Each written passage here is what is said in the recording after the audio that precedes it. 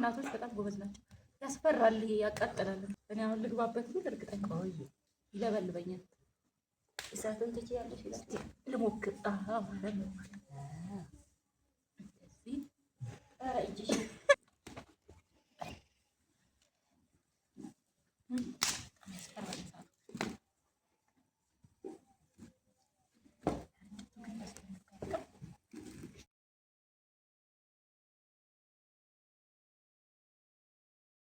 እንደዚህ እሺ።